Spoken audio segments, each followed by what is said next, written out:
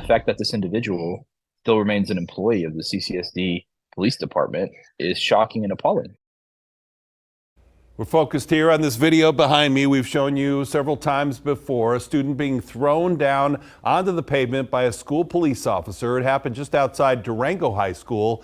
And now we've received statements from the chief of police for CCSD. That was just moments ago. Also learning that 2 of the students involved now have representation. Our Crisis in the Classroom reporter Tiffany Lane joins us live outside Durango High, tracking all of these new developments. Yeah, Jim, as you mentioned, a lot of updates today. So let's start with that statement that just was released by the chief of police for CCSD Police, and that is Chief Mike Blackeye. And that statement reads in part, the investigation into the incident that occurred 6 days ago continues, and the officer involved has been assigned to other duties until the investigation is concluded.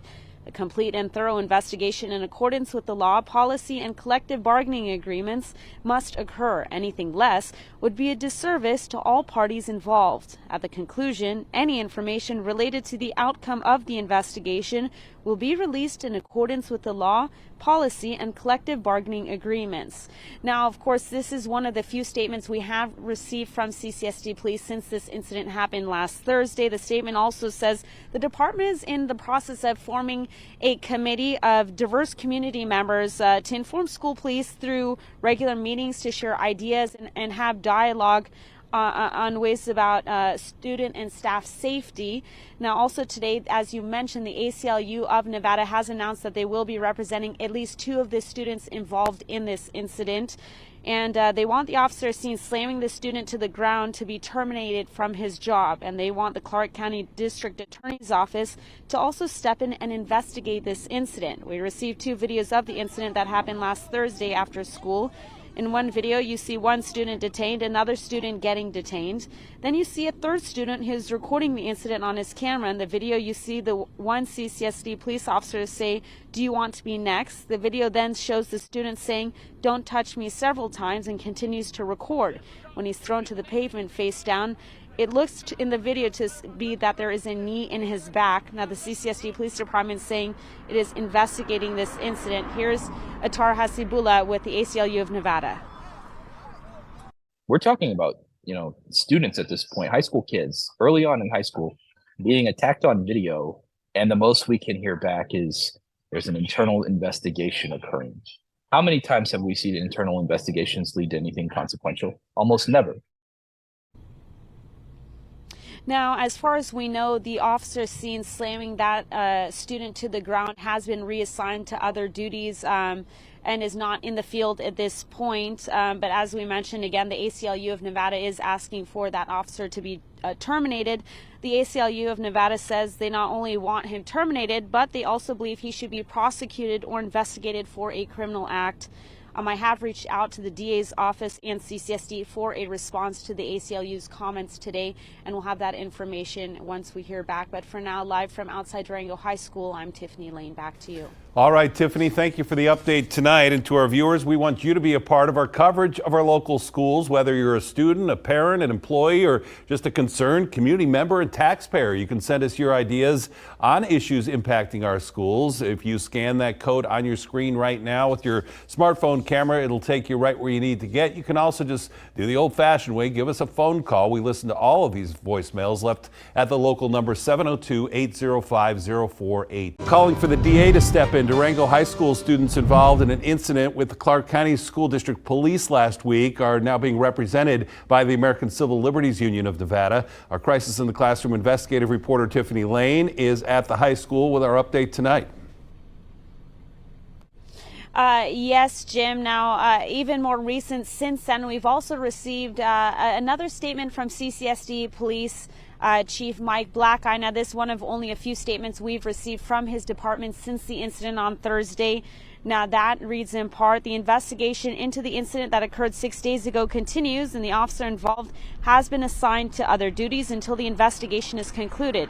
A complete and thorough investigation in accordance with the law, policy, and collective bargaining agreements must occur. Anything less would be a disservice to all parties involved.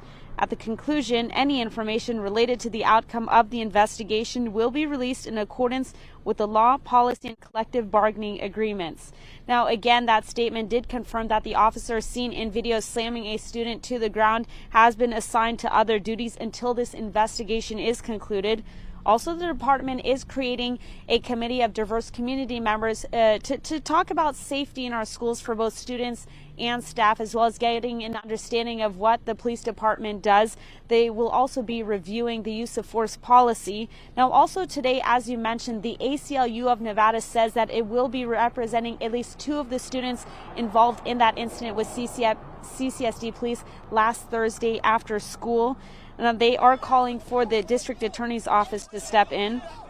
They're asking for that as one of the things in investigation from the DA, and for one of the officers to be terminated from his role. Now, in one of the videos of the incident that happened right off of campus after school, you see one student detained, another student getting detained, and then you see a third student who is recording the incident on his camera. Now, in the video, you see one CCSD police officer say, "Do you want to be next?" The video then shows the student saying, "Don't touch me," several times, and continues to record when he's thrown to the pavement face down with a knee in his back, according to that video that we've all seen. Now, the ACLU of Nevada's executive director says there has to be accountability.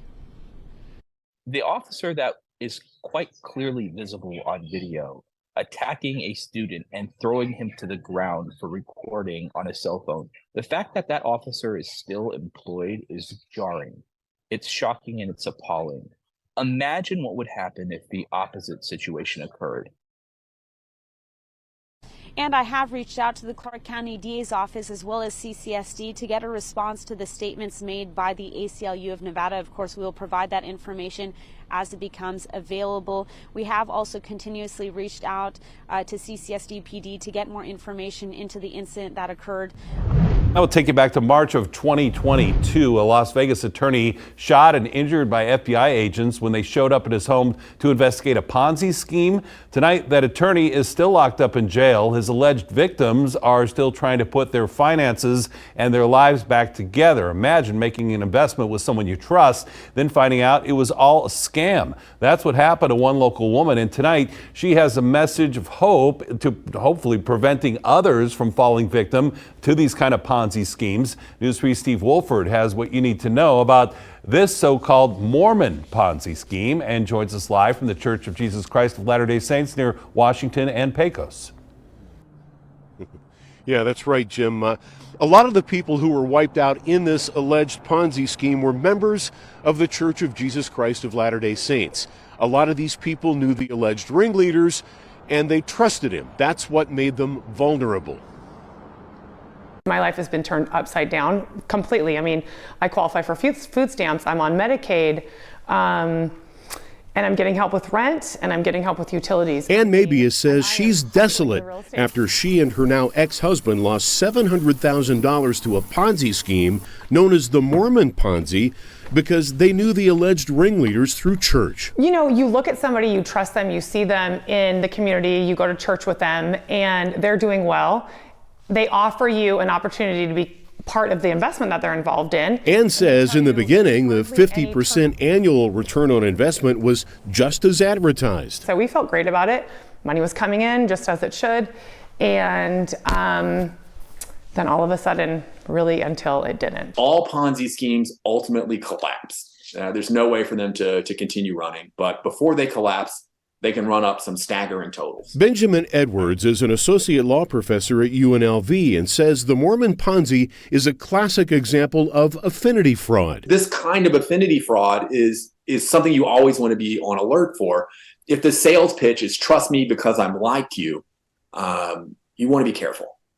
You also want to be extremely careful anytime someone is promising you high returns and low risk. That doesn't happen. In a statement from the Church of Jesus Christ of Latter-day Saints, officials said in part, when someone preys on members of a congregation or a community for personal gain, it is a shameful betrayal of confidence, and those guilty face church discipline, including loss of membership. Ann Mabius says her motive for talking is simple. Let people know how easy it is to get your money taken. You know, just look into everything. Don't be so trusting. Don't let those red flags be heart-shaped. Well, I did reach out to the FBI and the U.S. Attorney's Office here in Las Vegas. Both declined comment because this is an ongoing investigation. The U.S. Attorney's Office did tell me, though, that Matthew Beasley, the defendant in this case, is set for a preliminary hearing on March 1st on charges of assaulting a federal agent.